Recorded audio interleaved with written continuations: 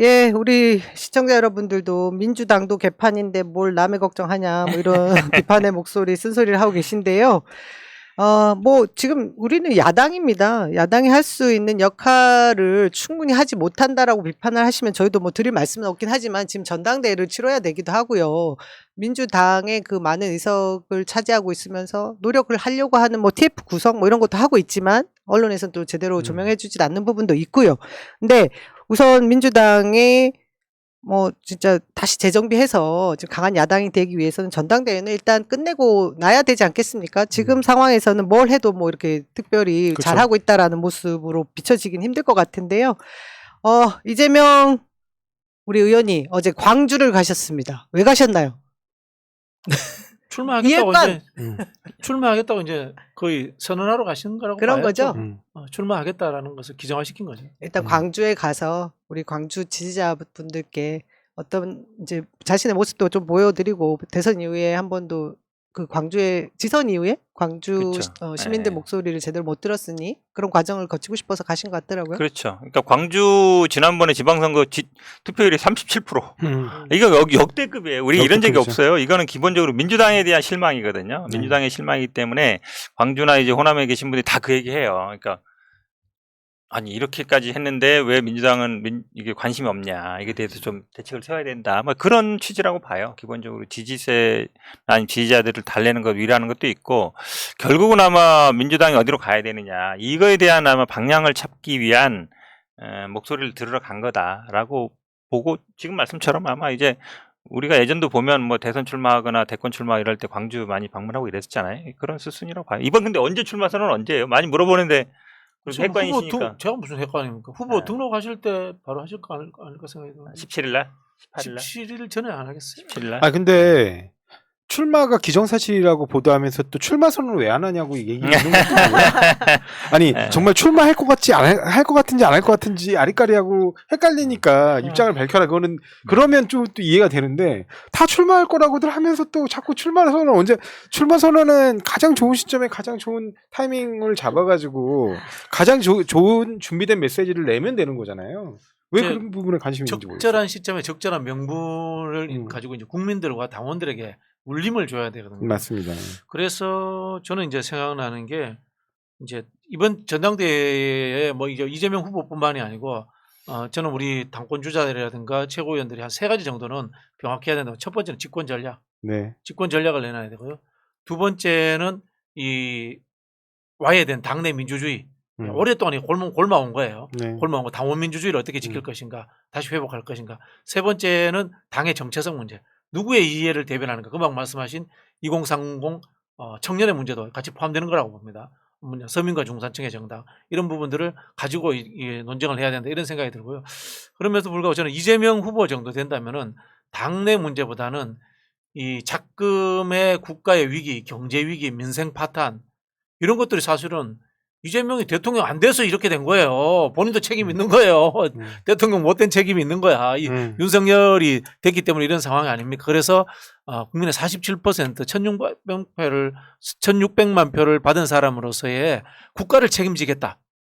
야당이지만 그냥 단순히 윤석열 정부와 싸우겠다 수준을 넘어서서 의석도 170석이 아니라 국가를 책임지겠다라는 그런 자세로 저는 이번에 그 당대표 출마 선언을 해야 되지 않느냐, 뭐 그런 생각을 합니다. 대권 출마 선언하시는 거랑 저는 거기에 100% 동의하면서 그 대신 지도부, 우리 최고위원회 출마하시는 분들은 이 그 윤석열 정부의 독주를 막을 수 있는, 그리고 만일에 사정정국으로 갈 때 정치 보복이나 이런 부분에 대해서 우리 저격수들 우리 저격수들 최고위원 지도부에서 강력하게 대응을 하겠다, 이런 선언을 하시는 분들로 구성을 했으면 좋겠습니다. 그렇죠. 지금 어찌 보면 야당이 됐지만 야당다운 걸 못하고 있지 않느냐. 그러니까 야성을 찾아야 되는데 이 얘기를 많이 하잖아요. 그러니까 결국은 윤석열 정부의 이런 실정이나 이런 거에 대해서 강력하게 비판하고, 저는 비판을 할 수 있는데 그 다음에 사실은 대안을 내고, 사실은 대통령이 할 수 있는 일도 있지만 국회가 할 수 있는 일도 있거든요. 우리가 다수당이잖아요. 그럼 다수당이 할 수 있는 일이 분명히 있어요. 그렇죠. 법안을 만들 수 있는 게 때문에 그걸 하나씩 해나가면서 국민의 지지를 받아야 돼요. 지금은 이제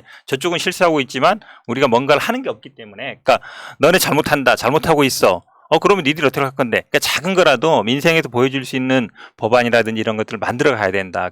저는 그것이 또 집권으로 가는 지름길이다 이렇게 봅니다. 그 이재명 의원에 대해서 일각에서 2000년대 1990년대 말에 김대중 정권 시절에 이회창 총재처럼 되려는 거 알고 저 이회창 총재처럼 돼야 된다고 생각해요. 맞습니다. 그 당시 이회창 총재가 반 대통령이었어요. 반 대통령이었어요. 거의 여기는 반대가 아니고 할프. 반 정도는 그냥 대통령이었어요. 발음이 저 LR 좀 문제가 있는데. HALF. 다수당의 아주 카리스마가 강한 당수였죠. 그렇죠. 다수당. 그래서 일당에.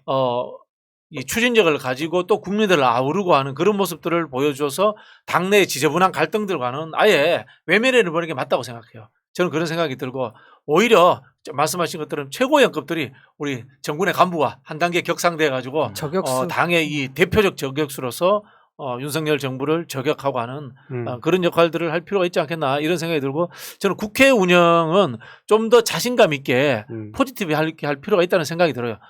윤석열 정부와는 강력하게 싸우되 네. 국회에서는 포지티브해서 혹시나 있을 수도 있는 이거 우려입니다. 혹시나 있을 수도 있는 정권의 완벽한 몰락 이런 것들에 대해서도 저는 늘 상시적으로 대비하고 있어야 된다. 그런 생각이 들어요.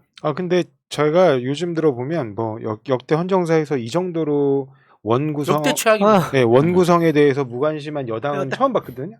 그러니까 아예 뭐 원구성 안 돼도 상관없다는 분위기. 왜냐면 여당이 원구성에 대해서 관심이 없을 수가 없는 게 본인이 어떤 새로운 국정과제를 내세우면 그 새로운 국정과제는 필연적으로 법과 제도의 변경이 따라오거든요. 법제도의 변경 없이 새로운 국정과제를 수행하기가 굉장히 어려워요. 근데 이 정부는 지금 새로운 국정과제가 뭔지가 없기 때문에 국정 목표가 없어요. 네, 그러니까 새로운 일도 법제도의 개선은 필요 없고 오히려 괜히 원구성되면 뭐 인사청문회나 기타 뭐 예를 들면 상임위에서 정부의 잘못 같은 거나 따져 묻지 않을까? 뭐 이런 생각 때문에 아예 원구성 자체에 관심이 없는 건지 전혀 안 하고 있어요. 근데 뭐 이 부분은 전적으로 여당 책임입니다. 그건 맞고 점점 그 여당 책임론은 올라오고 있는 것으로 보여요, 이미. 근데 아까 말씀드린 현 변호사님이나 아니면 박진영 교수님이나 이렇게 말씀하신 것처럼 이제 그럼 우리가 과연 수권 능력이 있는 야당이냐? 그리고 정말 그렇게 거대 야당으로서 능력과 그다음에 실력이 있느냐?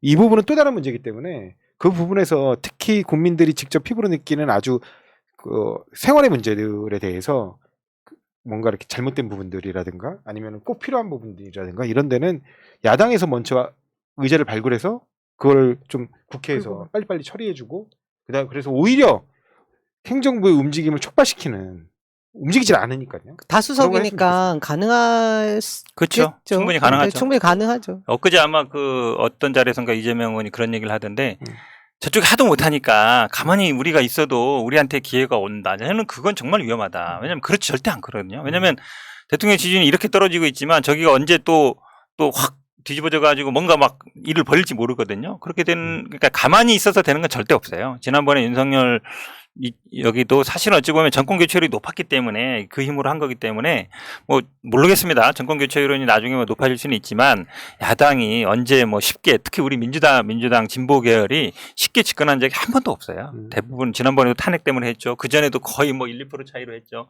30만 표 차이로 했죠. 우리가 집권한 게 탄핵 말고는 거의 아슬아슬하게 했었기 때문에 그냥 뭐 저쪽이 아주 죽쓰고 있으니까 우리는 그냥 가만히 있어도 된다는 절대 아니다. 그건 정말 위험한 생각이라고 봐요. 뭐 저쪽이 나라를 망하게 하는 수준이 돼야 우리가 집권합니다. 그렇죠. IMF 때 막 이렇게 되는 네. 출마 그러면 안 되잖아요, 선언을 나라가 망하고 언제쯤 이렇게. 하실 것 같으세요? 이재명 우리 의원 우리 네, 핵관- 출마 선언. 저는 이제 핵관이 아니고 완전히 핵관이 지난주에 얼핏 한 7월 10일경 할 것 네. 같다라고 언급하신 분이 이 중에 한 명. 제가 그렇게 예. 네. 근데 지금 상황이 좀 늦춰지고 있는 이준석 당대표 문제로 시끌시끌하기도 하고 우리 쪽에 뭐라 그럴 때 초점이 맞춰지는 상황은 전 이번 주 후반기쯤 되면 어차피 17일 전에는 17, 후보 18일 등록해야 되는 것 등록이니까. 때문에 그렇죠. 결정이 날 건데 계속해서 많이 묻더라고요. 저쪽 저기 방송에서도 궁금해하고 계속 왜 출마 선언을 하지 않느냐 이런 거 우리 내부에서도 계속 얘기하다 보니까 등록하는 시점에 하실 것 같아요. 그러니까 출마 선언이 뭐가 중요합니까? 그렇죠. 다들 이렇게 나와달라고 요구하고 있고 어떤 메시지를 던질지 다들 이렇게 상상이 되는데 이건 그 날짜는 저는 크게 중요할 것 같지 않고요. 자, 그러면 지금 당대표 출마 선언한 사람 그리고 최고위원 지도부 출마하는 사람 좀 정리 좀 해볼까요? 우리 내기할거 이 중에 누가 네. 컷오프 통과할지. 아니 서른 의원님 왜 출마 선언하지 않았어요? 안 했나? 했죠. 근데 왜 한 거야 안 한 거야? 안 한 거야? 아, 출마한다고는 했는데 출마 라디오에서 그냥 기자회견 중에 나도 출마할 수 있다. 선언은 안 한 것 같은데 근데 출마 선언은 안 했던 것 같아요. 선언이 그게 선언이 아니에요? 아니, 문자도 한번 아무랬던 것 같긴 아니 합니다. 그러니까 정론관에 서가지고 뭔가를 해야 되는데 모든 언론이 6명 나오는데 서른 의원님도 계속 뭐 아니, 지금까지 출마 선언 한 분. 6분. 일단 네. 뭐 97세대 저 97세대란 말 참 아니 별론데. 다섯 분이죠. 일단 아직 97세대를 아, 그렇지, 그렇지. 대표하겠다고 다섯 분, 얘기한 다섯 분 중에. 분이 네. 강병원 의원, 양강, 강훈식 양박. 의원, 음, 예, 양강 그리고 양박. 양박인, 박주민, 박용진 의원 그리고 김민석 의원. 김민석 의원. 지금 이 정도 출마 선언하신 거죠? 그리고 이재명 후보가 뭐 어차피 어대명 네, 뭐. 이런 상황이고 2명 나머지 2명 누구냐? 컷오프 누가 될 것 같은데요? 통과될 사람. 통과했어요. 세 명이잖아요 맞춰봐요. 지금. 통과될 사람. 예. 일단 뭐 이재명 의원은 될 것 같고, 그다음 저는 강병원. 강병원. 아니 제일 쉬운 것 중에 시작. 그다음이 그렇죠. 모르겠어요. 그다음에 박주민 아니면 박용진 둘 중에 하나 될 것 같아요. 강훈식은 아니고. 강훈식 의원은 안 될 것 같아요. 아니 저도 사실은 모르겠어요. 저도 이재명, 강병원, 박용진, 박주민이 조금 더 이렇게 가까이 있을 것 같아요. 고민하게 된 저는 이유가 어디명하고 박주민. 양강? 저거잖아요. 네. 지금 30%. 당대표 30%. 컷오프가 중앙위원 70%에 여론조사 30%가 들어가니까 이 그렇죠. 변수가 있을 거라는 생각 때문에 네. 지금 박용진이 될지 뭐 박주민이 될지 헷갈리는 거 아닙니까? 네. 그죠? 근데 뭐 이재명 후보 입장에서는 돗자리 한번 깔아보시죠. 강병원, 박용진 되면 굉장히 피곤한 구도예요. 당대표 후보 토론회 같은 경우에 네. 계속해서 화살만 쏠 것 같아서. 아니 뭐 예를 들어서 강병원 의원이라든가 강훈식 의원 이런 사람들이 비판하고 하는 것은 세력이 뒷받침되고 있잖아요. 네, 싸움과 또 이 투쟁과 또 통합이라든가 이런 과정들이 의미 있을 수 있다고 봐요.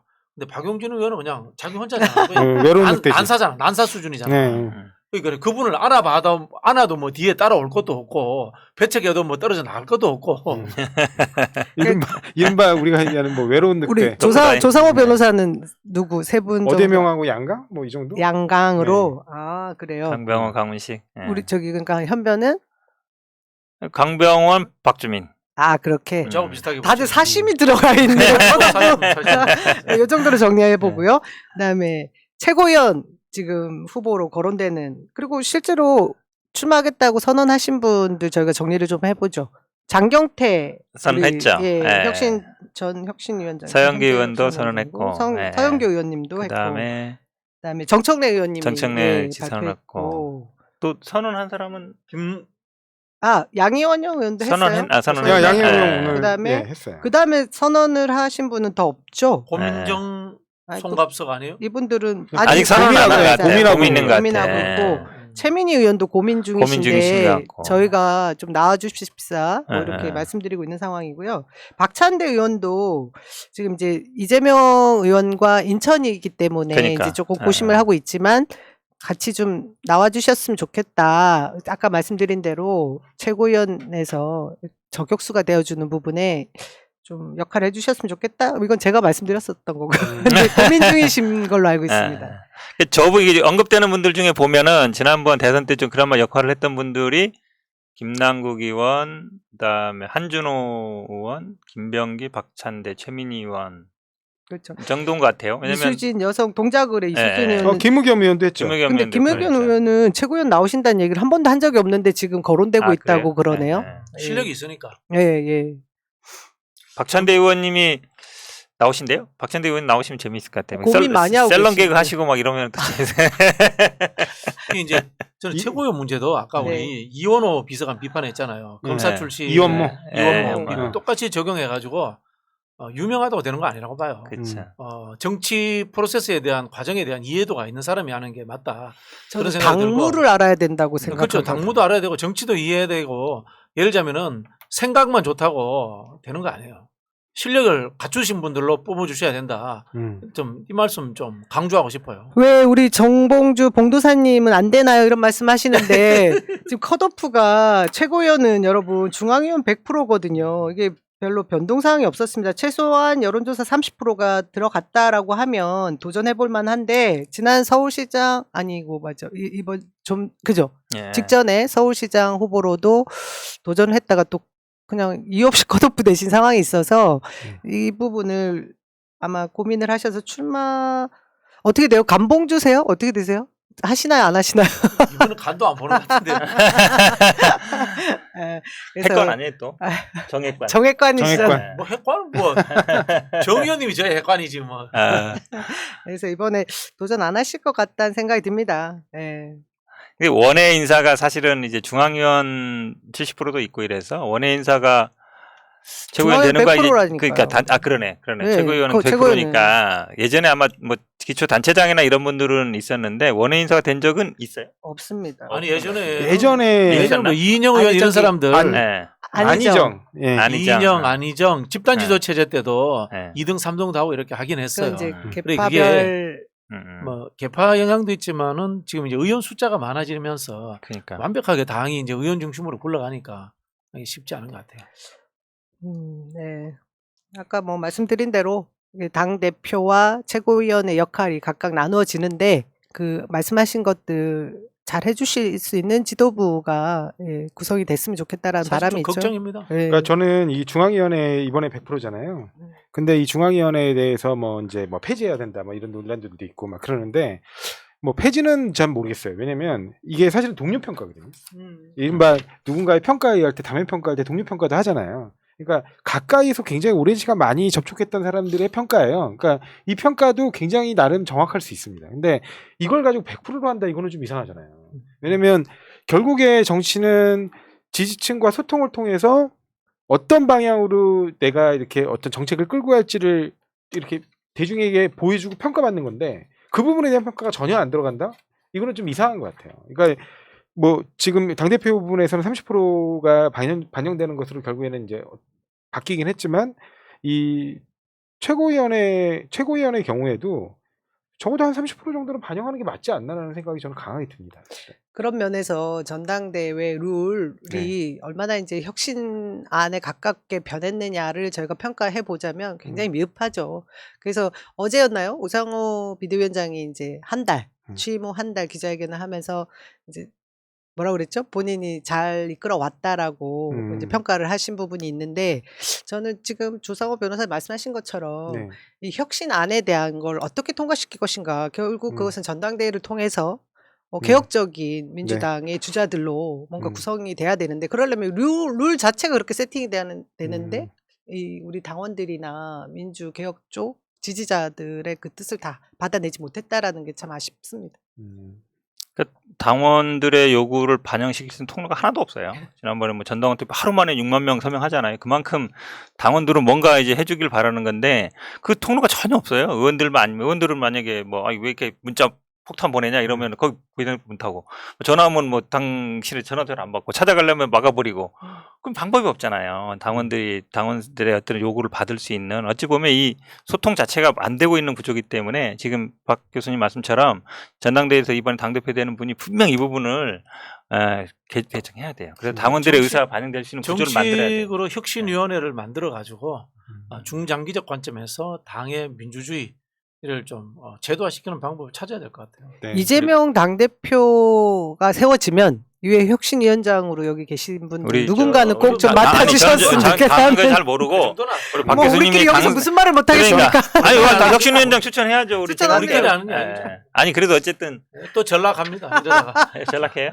또 오바다 또 전락합니다. 아, 그래요? 알았어요. 자제해야 됩니다. 근데 자제. 왠지 잘 될 것 같아요. 네. 저는 뭐 저쪽 국민의힘 쪽이나 이재명 후보 당대표 출마를 반대하는 사람들 중에 두 부류가 있거든요. 당내에는 정말 이재명 후보가 앞으로 그 5년 뒤를 생각해서 걱정이 돼서 진짜 출마하지 말고 좀 더 시간을 벌자라고 하는 분이 있는가 하면 또 한 부류는 정말 적대적인 그 관계 지난 대선 이후에 경선 과정을 통해서 맞아요. 대선에 패배한 책임을 완전히 져라 뭐 이렇게 얘기하는 두 부류가 존재하는 것 같거든요. 네. 근데 저는 그런 기후에도 불구하고 많은 이런 집단 지성에 의해서 세워지는 그 지도부의 구성 그리고 당 대표는 그 역할, 그 소임을 다하지 않을 수가 없기 때문에 잘할 거라는 생각이 들거든요. 저는 그 경제 위기나 이 국가의 위기 상황에는 국가 지도자급에 있는 사람이 분연히 나서야 된다. 사소한 이 발목 잡기라든가 이런 것들 연연할 필요 없다. 그런 생각이 듭니다.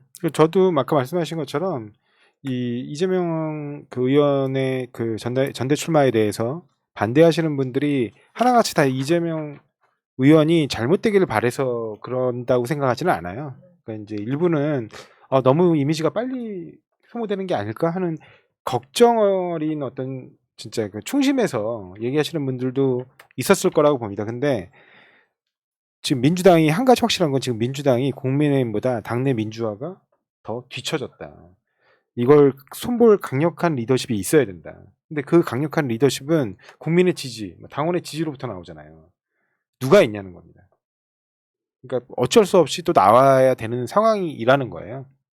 그래서 그 안에 나온 거라고 질적인 차이는 조금 있는 것 같아요. 네. 이익 집단으로서 일사불란하면 국민의 힘이고 우리는 그래도 그렇죠. 그 기본적인 네. 가치는 추구하고 있는 부분은 있다. 그러니까 이재명 의원이 대표가 되는 게 저는 왜냐면 이분도 이제 여의도 정치를 안 해봤기 때문에 정치에 저는 본진에 들어왔다고 봐요. 그전에 어찌 보면 약간 외곽에 있으면서 지지 세력을 모아서 이제 대선 후보도 되고 이러는 건데 이제 뭔가 책임을 지고 해야 되거든요. 그러면 이제 실력으로 보여줘야 돼요. 당 쇄신도 하고 인적 쇄신도 하고 아까처럼 정책도 만들고 야당이 할 수 있는 뭔가 역할도 하고 그걸 다 해야 되는 거기 때문에 그걸 통해서 당내에서 인정받고 또 국민들이 지지를 받으면 당연히 이제 다음 대선으로 가는 것이고 만약에 당대표 했는데 뭐 총선도 별로 결과도 안 좋고 민생도 안 좋고 안 된다. 그러면 이제 지도자로서 인정을 못 받는 거거든요. 그러니까 저는 오히려 그런 과정 겪는 게 좋다. 문재인 대통령 그런 과정 다 겪었거든요. 그냥 외부에서 어느 날 갑자기 나타나는 대선 후보보다는 물론 뭐 성남시장 경기도지사 했지만 그래도 법을 만들고 국회라는 공간에서 실력을 발휘하고 당을 이끌어가는 그런 리더십을 보여주느냐 마느냐 그런 시험대에 서는 거죠. 그게 가장 어떤 지도자 리더로서 커나가는 가장 좋은 과정이라고 봐요. 네. 뭐 우리 시청자 여러분들이 벌써 지도부 다 구성해 주셨습니다. 예, 그분들 저기 중앙위원 컷오프만 통과되시면 1등 하실 것 같아요. 최고위원 후보자들은 여기 새날 나와가지고 푸나님 앞에서 시험 좀 치시죠. 통과하셔야죠 그 시험에. 네. 예. 예, 오늘 이야기 여기서 마치